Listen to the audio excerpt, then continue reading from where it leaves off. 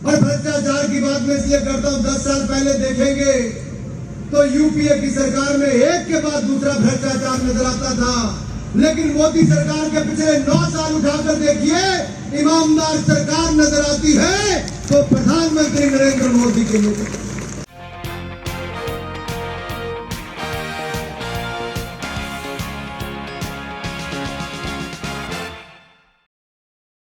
खेल मंत्री अनुराग ठाकुर जमकर कांग्रेस पार्टी को घेर रहे हैं, क्योंकि कांग्रेस पार्टी ने महिला पहलवान खिलाड़ियों के लिए आवाज उठाई। तो ये कहा जा रहा है कि अनुराग ठाकुर 2024 के लोकसभा चुनाव के पहले विपक्ष को निशाने पर इसलिए ले रहे हैं क्योंकि विपक्ष लगातार मजबूत हो रहा है। लेकिन इस बार जो है एक बार फिर अनुराग ठाकुर ने हेट स्पीच दे दी। एक बार फिर अनुराग ठाकुर ने यह कह दिया कि जब भी कांग्रेस पार्टी आपके समर्थन के लिए आए, जब भी कांग्रेस पार्टी जो है आपसे वोट मांगने के लिए आए, आप गोबर को तैयार रखना। नमस्कार, आपके साथ मैं हूं ऋतिक सविता। स्वागत है आपका नेक्स्ट 9 स्पोर्ट्स में। दर्शकों, आपको बता दें कि यहां पर अनुराग ठाकुर ने जो है करप्शन के मामले में तमाम मुद्दों को लेकर कांग्रेस पार्टी पर निशाना साधा है। आखिर क्या कुछ कहा है अनुराग ठाकुर ने, आप खुद ही सुनिए। भारतीय जनता पार्टी के सम्माननीय राष्ट्रीय अध्यक्ष, राज्यसभा के माननीय सांसद और जिनके मोदी सरकार में स्वास्थ्य मंत्री रहते हुए हिमाचल प्रदेश को बहुत सारी सौगातें मिली, ऐसे परम आदरणीय जगत प्रकाश नड्डा जी, नेता प्रतिपक्ष और पूर्व में रहे मुख्यमंत्री आदरणीय भाई जयराम ठाकुर जी, भारतीय जनता पार्टी के राष्ट्रीय उपाध्यक्ष आदरणीय माननीय सुदान सिंह जी, हिमाचल प्रदेश के जुझारू अध्यक्ष पूर्व में रहे मंत्री आदरणीय भाई राजीव बिंदल जी, यहाँ के लोकप्रिय सांसद आदरणीय किशन कपूर जी और राज्यसभा के सांसद नरेश बंसल जी, सम्मानित मंच उपस्थित सभी आदर योग्य मेरे भाई और बहनों, चुने हुए सभी प्रतिनिधि और मीडिया से आए हुए मेरे प्रिय मित्रों, मैं सबसे पहले तो आप सबकी ओर से माननीय राष्ट्रीय अध्यक्ष जी का वीर भूमि और देवभूमि हिमाचल प्रदेश के इस द्वार नूरपुर में इनका बहुत बहुत स्वागत और अभिनंदन आप सबकी ओर से करता हूं। मित्रों, बहुत खूबसूरत कार्यालय, भारतीय जनता पार्टी का अपना कार्यालय और इतना खूबसूरत बना है, वो आदरणीय नड्डा जी के कर कमलों से उसका उद्घाटन हुआ। उसके लिए मैं आप सबको बहुत बहुत बधाई और शुभकामनाएं देता हूं। मैं बधाई देता हूं आदरणीय निका जी को, आदरणीय विपिन परमार जी को, त्रिलोक कपूर जी को, हंसराज जी को और सारे पार्टी के वरिष्ठ नेताओं को, जिला कांगड़ा को, चंबा को, जो यहाँ पर एक शानदार कार्यालय भी बना, बहुत बड़ी सुविधा बनी है। मित्रों, केवल भारतीय जनता पार्टी शायद एक पार्टी देश में होगी जिसका लगभग हर जिले में कार्यालय बनकर तैयार हो रहा। कार्यकर्ताओं की चिंता और जनता की चिंता, जिनके लिए स्थान हो कि कहां पर जाकर उनसे मिलना है। मैं एक और देख रहा हूं कि देश में बंगाल में जब हमारे राष्ट्रीय अध्यक्ष जी गए तो वहां पर कुछ शरारती तत्वों ने, जिनका तृणमूल कांग्रेस से संबंध था, इनकी गाड़ी पर पथराव भी किया। उस बंगाल में जहां ममता दीदी की सरकार हो, वो बंगाल जल रहा है, साथ ही चल रही है बंगाल की अस्मिता, बंगाल की पहचान, बंगाल की शान, बंगाल का नाम, और जलाने का काम कर रहा है ममता दीदी और उनके वहां के लोग। वो बंगाल जो कभी जाना जाता था सुभाष चंद्र बोस जी के लिए, डॉक्टर श्यामा प्रसाद मुखर्जी के लिए, रविंद्रनाथ टैगोर जी के लिए, स्वामी विवेकानंद जी के लिए, उसी बंगाल का नाम आज बदनाम हो रहा है। हिंसा की बात करें तो वहां पर देखने को मिलता है कि हिंसा, तुष्टीकरण, अराजकता, भ्रष्टाचार बंगाल का न्यू नॉर्मल बन गया। ये मैं इसलिए कह रहा हूं क्योंकि वहां पर फिर पंचायती राज के चुनाव आए, फिर आम जनमानस पर हिंसा होनी शुरू हो गई। और मैंने नड्डा जी का नाम लेकर इसलिए याद करवाया कि यहाँ पर नड्डा जी आए तो आप सबने हजारों फूल बरसाए, लेकिन बंगाल में गए तो वहां पर हिंसा देखने को मिलती है। ये अंतर है मित्रों। मैं इतना जरूर कहना चाहता हूं, बंगाल इसीलिए नहीं कट मनी के लिए भी जाना जाता है। बंगाल आज नकद के बदले नौकरी के लिए भी जाना जाता है। सफाई कर्मचारी की नौकरी चाहिए तो 4 लाख दे दो, क्लर्क की नौकरी चाहिए तो 5 लाख दे दो। ये ममता दीदी से लेकर लालू जी तक यही है। यहां नकद के बदले नौकरी, कैश फॉर जॉब, तो दूसरी ओर लैंड फॉर जॉब, जमीन के बदले जॉब। ये लालू जी के जमाने में वहां पर होता है। ये सरकारें ऐसी है जहां पर भ्रष्टाचार उनके ऊपर चिपका हुआ।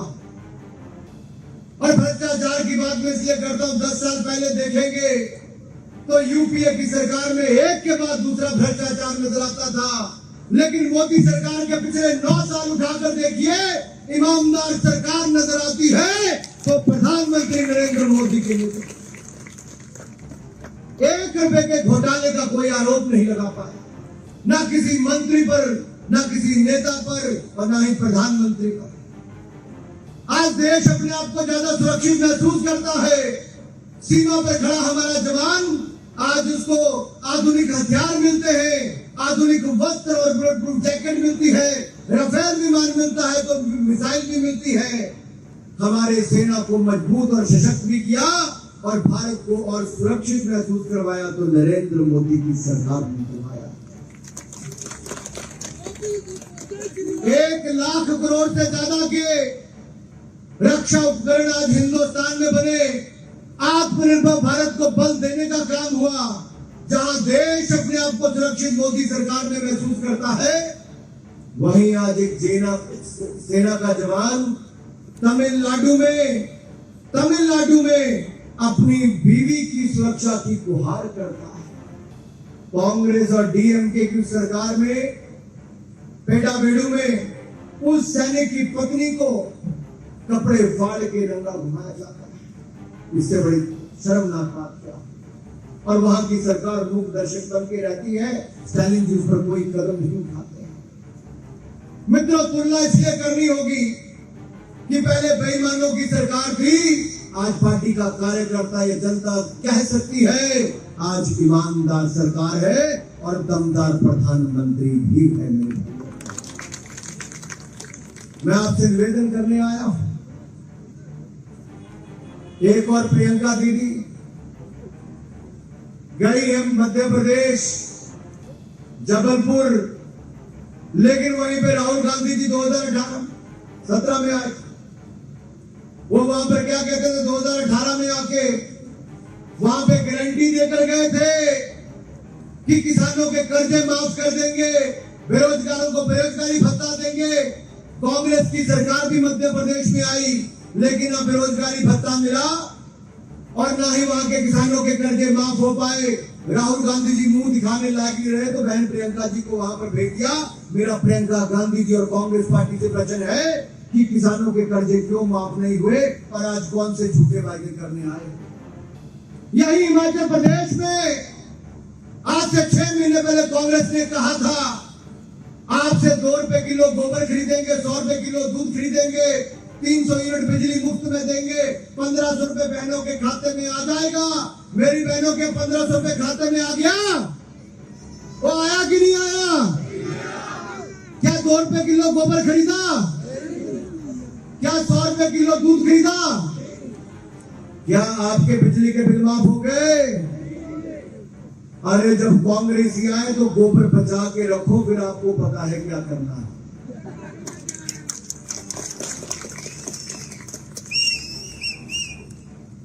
रेड़ा देखनो करते हुए दूध पियाना शुरू कर देंगे।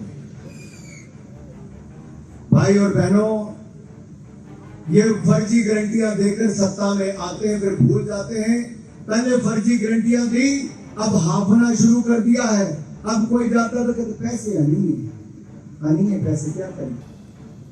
भाई साहब पैसे नहीं थे तो फिर झूठे वायदे किए क्यों थे?